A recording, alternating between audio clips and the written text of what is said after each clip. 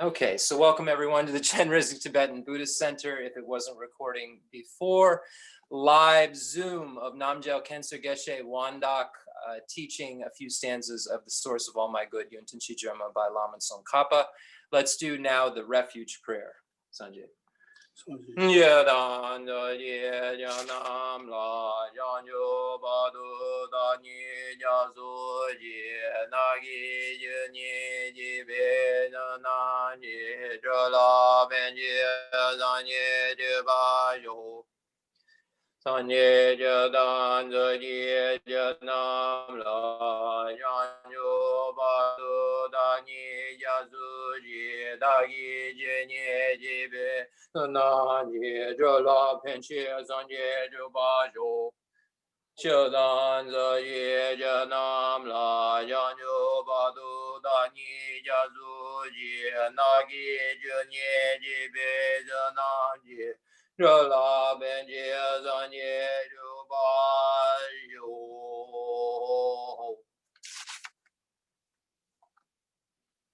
Okay, so again, welcome everyone to the Chenrezig Tibetan Buddhist Center live teaching of Namgyal Khensur Geshe Lobsang Tenzin.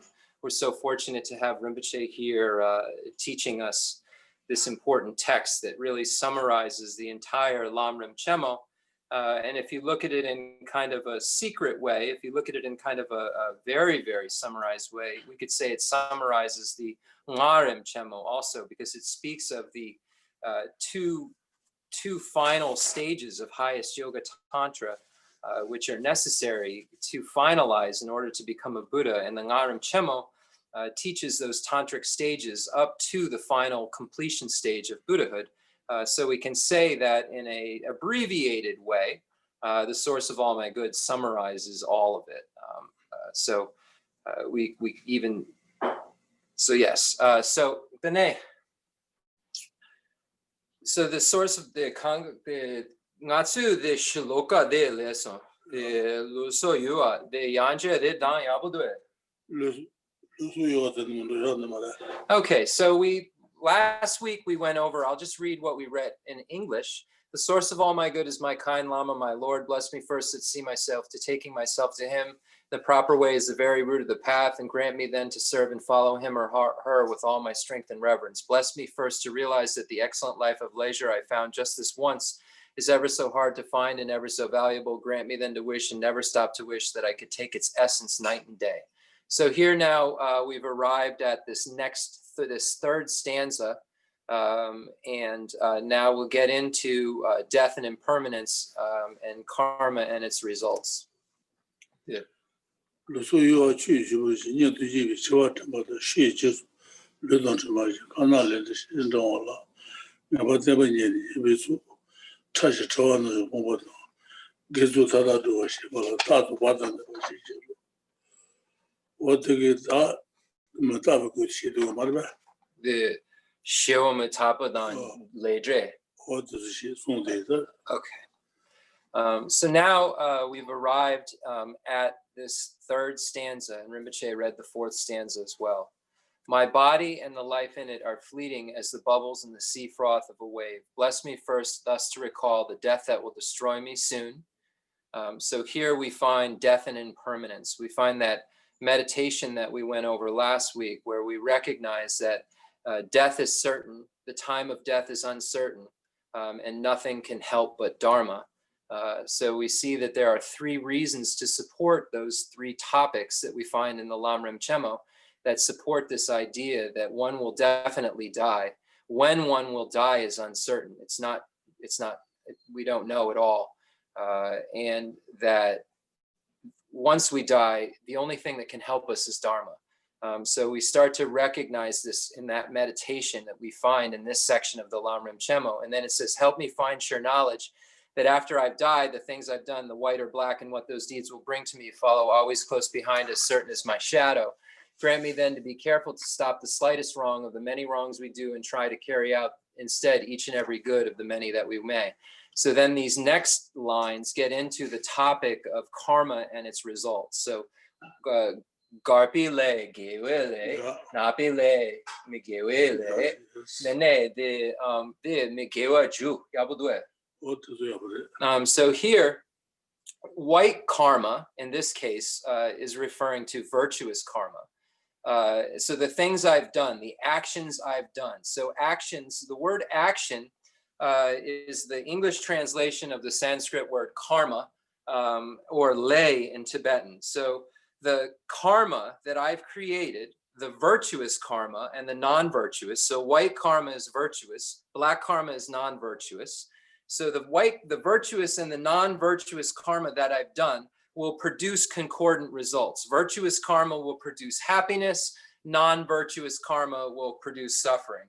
Then the gana leje, the shini drama la, the gewa sana dewa yongore, the megewa dunya yong. Then the ngatsu, the kasakala drona ngatsu le yure. Gari ina drona, the nyawa drona, la drona, ngatsu le kergudu. Then the ngatsu the drona dan dragudu. The shiwa jesu ludan, jema, the jewa kanga len le kergudu. So no matter, it says here that whatever we've done, there's certainty of the result. So virtuous karma will result in happiness, non-virtuous karma will result in suffering.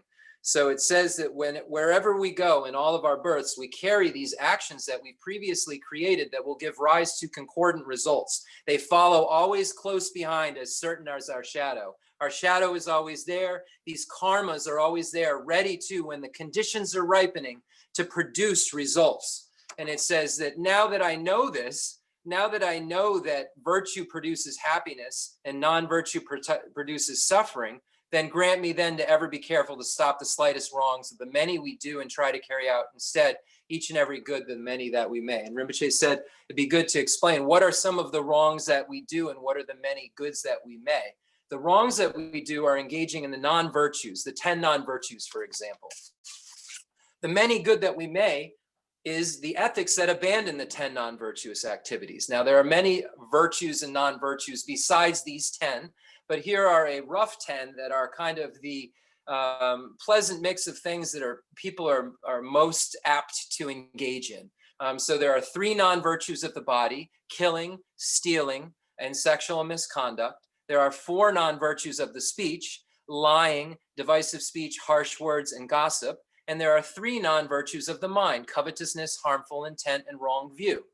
So when we engage in these non-virtues, they give rise to suffering in the future. But when we engage in ethical behavior that actively abandons these 10 non-virtues, that gives rise to happiness in the future. In both of those cases, whichever we choose to do, we will carry in all of our lives until those karmas that we engaged in and planted the seeds in our continuum of give rise to a result of suffering or happiness. So that's basically it. So we're creating karma either that gives rise to cyclic existence or liberation or Buddhahood. And we're creating karma that in those cases of the first case of cyclic existence that creates happiness and suffering, virtue creating happiness, non-virtue creating suffering. So here, this is an exercise and a meditation on understanding the nature of that reality, not the nature of reality, the nature of that reality, that virtue gives rise to happiness, non-virtue gives rise to suffering. These karmas that we create are not extinguished unless we purify them, or they give rise to a concordant result. So that's what the meaning of that stanza is. And there's an exhaustive study that you can find in the Lamrim Chemo. And if you want to really study karma and its results, look at the Abhidharma Kosha, the lei, the Sheda Lobjong She Guna, the Zu Yure. So the Ngopa Gundu, Ngopa Gundu Gare, the Suchi Sons, Inye. Say Abhidharma Kosha, the Ngopa Gundu. Zu Abhidharma Kosha, Ngopa Gundu, the Zu Delpa Gare, Ngopa Gundu. Treasury of I see. Or the a compendium of topics, maybe, I'm not sure, by Lord Asanga. We find, so Rinpoche said a text by Asanga, and then the Abhidharma Kosha, we find a very, very extensive study in karma and its results, but also looking at the Lamrim Chemo and other texts and commentaries on the Lamrim Chemo, which are ultimately commentaries on Atisha's Lamp for the Path to Enlightenment, will lead you in the correct direction to understand karma and its results and those topics such as death and impermanence. The Chishina Shiloka Chi, the Chebe Mungu Dunga Kunjugo, Iremano Sibi Pansuji, Yemi Tabi Dawala, Teni Chemba Joshi Luz, Nanuka Watan the Marba.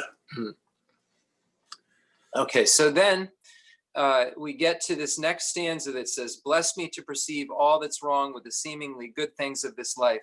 I can never get enough of them. They cannot be trusted. They are the door to every pain I have. Grant me then to strive instead for the happiness of freedom. So here, this is speaking of the Tarpa, the Jipudin, Geshe Shigadue. Yeah, that's what the Lendri. Then the Nemi Rine Tarpi, they got it. Nemi Rine Tarpa. Quality Taba, Nyale Depa Tarpa. Are they? So now it's saying that once we understand that all then the Dungyal Sung Geshe Shigadue, Dungyal Chaba Duje Nugyal. So here, bless me to perceive all that's wrong with the seemingly good things of this life. I can never get enough of them. They cannot be trusted. They are the door to every pain I have.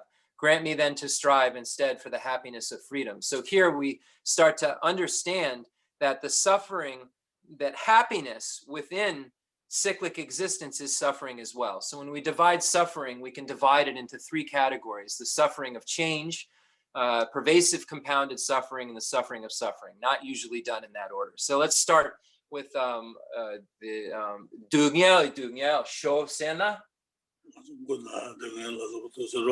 Okay, so first we'll start with the suffering of suffering. So what is that? We experience that, for instance, when we have a headache. That pain we're experiencing, the suffering from that pain is the suffering of suffering, is an example of the suffering of suffering. Breaking your leg, that pain is the suffering of suffering. Then Judungya Shosena.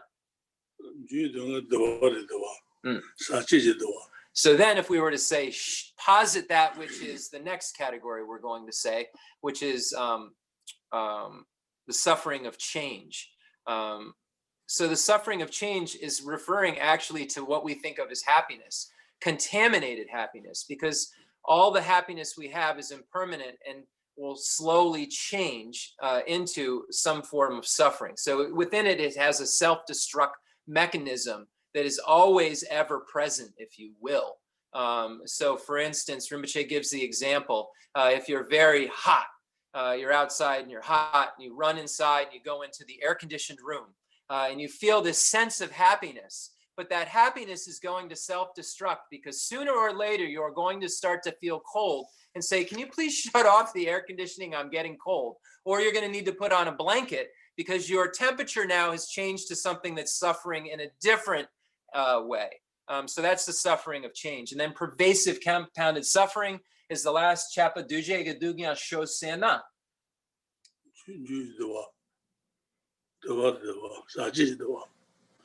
Then chapa duje gedugya the sache pombo. So if we were to say posit that which is the pervasive compounded suffering, we would say the aggregates of cyclic existence. So these aggregates that we're forced into over and over again. So the way that karma works is we create this karma, and then conditions arise for the arisal of an experience that is concordant with that karma that we placed. So when we've died and we're in the intermediate state, there's two kinds of karma that are going to be at work, that are going to produce our next experience. Penjile, zujile, detsugechi. So when we're in the intermediate state or the bardo, there's two kinds of karma that are going to produce our next experience. So the penjile, the throwing karma, is what throws us into our state of existence. It's this propelling karma that will push us into whether it's the hell, hungry ghost animal, human, demigod, or God's realm. So it throws us into that state. And then there's the completing karma that fills the details in around it. So for instance, if you're born in the animal realm, you could be born a dog and live here with us, or you could be a street dog. Two very different experiences within one realm and within one species, if you will. So we see dogs. So you're born as a dog. That doesn't mean you're going to have the same experience. Why? Because your completing karma is different. And the same is for humans. So the examples, you can just use your own brains and start to kind of think about how these varying experiences within the human realm occur, and the details even of our form.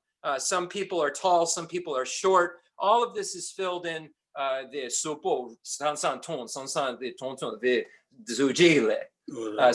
sometimes people are short, sometimes people are tall. All of this filled in by the completing karmas.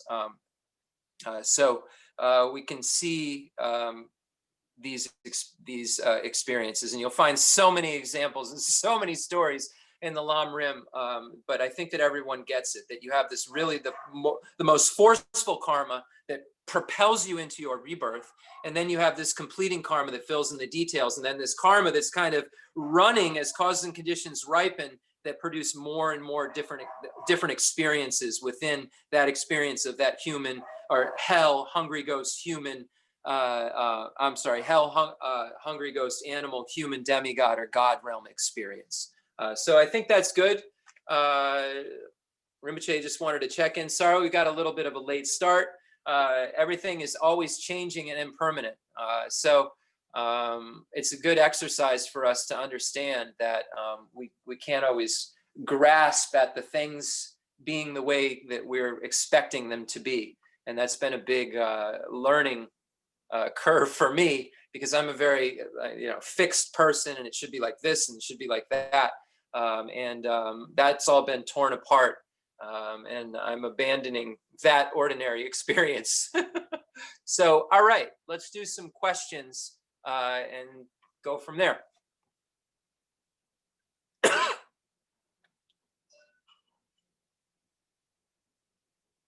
Okay, right. The anonymous that don't have sound turned up, saw Jeff, saw nothing. His class canceled today. No, we're here. Here we are. So I don't know if there's a way I can put like a piece of paper that says stand by. There's when things happen, because they're going to again, I promise. Do all actions create, hi, Teresa. How are you, Terry? Terry, the Tashleh. Do all actions create karma that will ripen in the future, or is it only certain actions that create karma? Does brushing your teeth or breathing create karma that will ripen? So that's a great question. There's three kinds of karma. How strong does a karma need to be? A projecting karma. What is an example of karmas that are strong enough to produce a lifetime? Okay, the Dan Triwakashe Yure. Then Ngasu Sutro Le Gari Sagadu. Lumate. Yomaribe. Sutrasana. The Le Sa. Gewa Le. Me Gewa. The Le Gatsi Sum. Gewa Le me Gewa Le Lumaten. Then Ngasu Sutro Le Gari Sagadu. Sutro. Sutra. Le Gari Sagadu. Mabaji Le Konda Shijira. Yine the Lumaten Sho Sena. Lumaten Le. The Lumaten Le Yomaribe. What the Lenga Tagaze, Gawa Mai Bichin Leka Moyoro, Sutra. Ngatsu Sutro, the Leka, Lumaten Le, Yomaribe. Okay, so, all right. So great question. So there are three kinds of karma that we can produce. We see virtuous karma, non-virtuous karma, and that which has not been presented in scripture, or easier to say neutral karma. So brushing your teeth, unless you're really like this bodhisattva that's brushing your teeth so that they're cleaner, so your breath is able to be smelled by the God, you know, if you're just brushing your teeth, Rinpoche said there's a lot of work we do throughout the day. We're just moving around. We're not creating virtue or non-virtue necessarily. We're just creating what is lumaten, which is neutral, or that which has not been presented in scripture, karma. So there are these three. So virtuous karma is defined as Linda Nemakanch, Dewa Gechiki Ritsunepa, Linda Nemakanch, the Dungyo Gechiki Ritsunepa, Gemege Mayimba, Lomaten Senigare. Okay.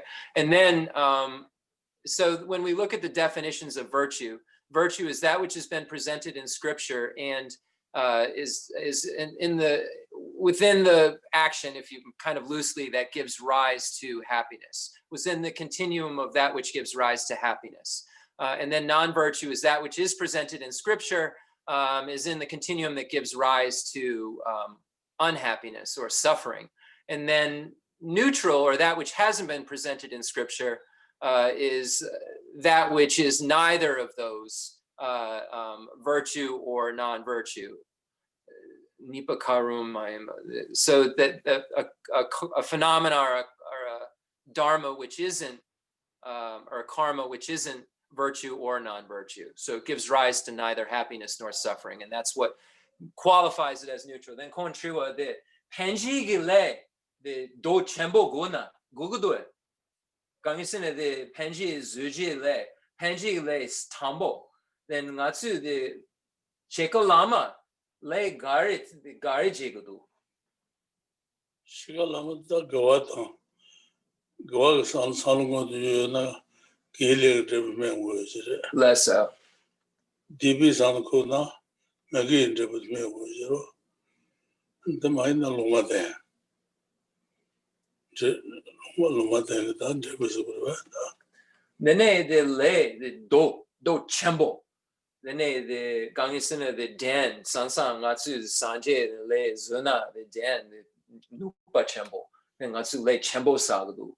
Joaju ngoji son san le de le to choinjere. So when we look at creating karmas, the most powerful karmas are created by having a completion of all of the things that are present. So for instance, if we look at how we create the most potent killing, the suchupi lenge gichishe, the salo nga the senche yenge suchu, then suchu, then jesu yeran, this one. Suchu go san saloje. Less so. Suchu jisu raje son san sona to chowa debenyawa. Then the tambo, the nga suchu, the ducha contra, the dimu, the nyamdu yomarebe. Okay, so how do we create the strongest amount of completion of a karma? For instance, in killing. So if we have this idea that we want to kill, we've recognized there's a sentient being that we want to kill, and then out of attachment, hatred, or delusion, we have this desire to kill them. Then we actually do kill the sentient being. So how do you kill? You separate one sentient being from their life. So they separate their life force. So now you've completed two of the steps to make it the strongest amount of karma. And then if you rejoice in what you have done, then you complete that karma and make it the most potent kind of karma. So it's those kinds of karma that create the most potent result. But then there's also, we have to look at the different, when we look at karma, it's an exhaustive study, the power of the basis, what we do karma in relationship to. There's more powerful bases than others. So if we were to kill a human being versus killing an ant, these are different fruitions that are going to come in terms of their potency. So Buddha said that karma is more difficult to understand than emptiness because it requires omniscience to completely understand all of the smallest, finest details of it. But that's the kind of the directionally correct, as Lorinda would say. It's directionally correct. And that's the way that the strongest karmas are produced. Okay, and then one more. What is the difference between Tarma and Dharma? Le dan chu chapagarde. Le chu yena le emi macha. Le dan chu la maje jiro. Le na chu macha. Medile. Chu ma imbata. Chu Yoba ma imbata. yoba. Yoba yimba chu ma yoba yimba chu ma yimba yoata. Yoba yimba chu ma yoma. Nene that's Then the chu musun chishina lay in a chu yimbi cha chu yina lay in macha. Okay, so when we look at the two dharma and karma, dharma is just chu, which it's tough because it's just phenomena. Really is a better way to translate it. Rinpoche, the chu, ngatsu the inji ke chu dharma geche. Then dharma. The becha dharma the kucha chu yin. Jino shijal la chu za de Gama ga na chu de mare. Dosu loma tenro. So dharma, if it is karma, it is necessarily phenomena, and if it is phenomena, it's not necessarily karma. If you say posit that which is phenomena but not karma, you would say a tree, for instance. Rinpoche, the dharma, the ngampi chu yina, ngampi chu yimbi cha, macha. Garshine ngatsu chu dharma. Then dharma, the chu gonchu. Chu ewa mambu yirbe. Chu dosu le yo mambu yirbe. Okay, so that's where we'll end with that. And we can look forward to further etymology, maybe. Terry, okay, if a confused person were to say, buy flowers for someone with the purpose of killing the recipient, but the action makes the victim happy, does the negative combine with the positive or not presented in scripture? If a confused person were to say, buy flowers for someone with the purpose of killing the recipient, so you can't give someone a gun if they want to commit suicide. You can't give poison as generosity. So I'm guessing, is the flower poisonous for the recipient? Makes the victim happy. Does the negative? The ngatsu metu, the jimba, the chiwa. Ngatsu the metu jimba dana. Then the metu. Nga the metu nyo. Metu nala du yure. Then nga the charan te. Charan sheda gagadu. Yine charan de drina se. Tambo charan the dewa leson. The metu the nga metu teson. Charan dewa yure. Yine the nala du yure. The gewa garre. Nga metu nyong nga ha kogudu du nala yure. Yine metu ninjebudu. Then nga cherante. Chra shera ninjebudu the dewa yongudu. Then chra na chima. Then say tambo chran dewa yure. Nga the jimba chran dewa tambo. Then nipa nga chran seson. Then the gewa gare gewa nicha nika imba gare tambo gewa nipa megewa. Le chi geda megewa nicha yirbe. KG. So there's a lot going on here. So the idea of making an offering. So if there's some intention of making an offering that isn't in the killing also, then that intention itself, those moments of that intention are producing virtue. Now the killing intention, those moments of that killing intention are producing non-virtue. Now, so it really is that the person who's giving, if there's absolutely no desire for the person to have happiness, it's questionable when that happiness arises for that moment before they die. I'm saying if it's in a flower that they're allergic to, you know the person's allergic to this flower. They're going to die when they smell it, but it's super beautiful. They don't know they're allergic to it. This is the storyline I've created with Rinpoche. And they bring them this flower because I know it's going to kill you. And then you see it and say, oh, I'm so happy. And then you smell it and die. So you had a moment of happiness, then a moment of really big unhappiness of dying. And Rinpoche said there's two karmas going on.